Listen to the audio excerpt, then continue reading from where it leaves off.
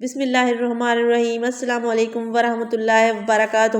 امام زین العابدین رحمۃ اللہ علیہ جب رات کو اٹھتے تھے مصلی پر یہ مناجات کرتے تھے: یا اللہ، ستارے بھی سو گئے، لوگوں کی آنکھیں بھی بوجھل ہو گئیں، دنیا کے سب بادشاہ سو گئے اور پہرہ دار کھڑے ہو گئے۔ یا اللہ، انت حی القیوم لا تأخذہ سنۃ ولا نوم۔ اے اللہ، تیرا دروازہ دن کو بھی کھلا ہوا ہے اور رات کو بھی کھلا ہوا ہے۔ یا اللہ، تیرا غلام تیرے در پہ آیا ہوا ہے۔ امام زین العابدین رحمۃ اللہ علیہ کو ایک شخص نے گالیاں دیں۔ انہوں نے منہ پھیر لیا۔ اس نے سمجھا کہ ان کو پتہ نہیں چلا، پھر ان کے سامنے آ کر کہنے لگا کہ تمہیں گالیاں دے رہا ہوں۔ کتنا بڑا جرم ہے امام زین العابدین رحمۃ اللہ علیہ کو گالیاں دینا۔ یہ تو آل رسول صلی اللہ علیہ وآلہ وسلم ہے، یہ تو اللہ کے رسول کو گالیاں دینا ہے، اس کی تو زبان کھینچ لی جانی چاہیے تھی۔ امام زین العابدین کو گالی دی جا رہی ہے اور آپ منہ پھیر کر بیٹھے ہوئے ہیں۔ وہ کہنے لگا کہ تمہیں گالیاں دے رہا ہوں۔ آپ نے ارشاد فرمایا: میں بھی تو تمہیں ہی معاف کر رہا ہوں۔ امام زین العابدین کی طرح ہمارا مقصود حیات صرف اللہ ہی اللہ ہو اور کوئی مطلوب نہ ہو۔ امام زین العابدین رحمۃ اللہ علیہ کا جب انتقال ہوا تو ان کے کندھے پر بوری اٹھانے کے نشان تھے۔ لوگ بڑے حیران، دین و دنیا کا شہزادہ، یہ پلے داروں کے نشان کہاں سے آ گئے؟ خادم خاص سے خبر ملی تو پتہ چلا کہ 100 گھروں کا خرچہ اٹھایا ہوا تھا۔ رات کو بوریاں بھرتے تھے، اپنی کمر پر اٹھا کر لے جاتے تھے، خادم کے کندھے پر بھی نہیں رکھتے تھے، راتوں رات گھروں میں پھینک کر آ کر سو جاتے تھے۔ کسی کو پتہ بھی نہیں ہوتا تھا کہ دینے والا کون ہے۔ آپ کی وفات کے بعد اہل مدینہ کہتے تھے کہ خفیہ خیرات زین العابدین رحمۃ اللہ علیہ کے دم سے تھی۔ سائلین کا بڑا احترام کرتے تھے۔ جب کوئی سائل آتا تو فرماتے: میرے توشہ کو آخرت کی طرف لے جانے والے مرحبا۔ پھر اس کا استقبال کرتے، سائل کو خود اٹھ کر دیتے اور فرماتے تھے: صدقات سائل کے ہاتھوں میں جانے سے پہلے اللہ کے ہاتھ میں جاتے ہیں۔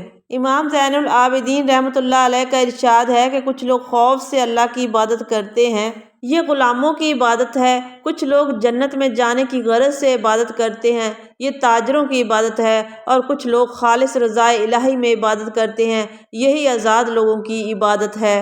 امام زین العابدین رحمۃ اللہ علیہ نے ہزاروں غلاموں کو آزاد کیا۔ ہر سال ماہ رمضان کی آخری رات میں آپ کم و بیش 20 غلاموں کو آزاد کرتے۔ آپ اپنی ضرورت کے لیے نہیں بلکہ آزاد کرنے کی نیت سے غلام خریدتے۔ کہا جاتا ہے کہ آپ نے تقریباً 1 لاکھ غلام آزاد کیے۔ امام زین العابدین رحمۃ اللہ علیہ کے کچھ ارشادات یہاں نقل کیے جا رہے ہیں۔ آپ نے فرمایا کہ تقویٰ کا کوئی عمل بھی کم رتبہ والا نہیں۔ آپ نے فرمایا: مسلمان کے دین کا کمال یہ ہے اس گفتگو کو ترک کرے جو فضول ہو۔ آپ نے فرمایا: 3 چیزیں مومن کے باعث نجات ہیں: غیبت سے زبان کو روکنا اور ایسے امور میں مشہور رہنا جو دنیا و آخرت میں نفع بخش ہوں، اپنی خطا و گناہ پر رونا۔ آپ نے فرمایا کہ غیبت سے بچو کیونکہ وہ جہنم کے کتوں کا سالن ہے۔ آپ نے فرمایا: تو اب اس عمل کو چھوڑنا ہے جس کے لیے توبہ کی ہے، صرف توبہ کہنے سے توبہ نہیں ہوتی۔ آپ نے ایک انسان کو دیکھا جو بیماری سے صحت یاب و تندرست ہوا تھا۔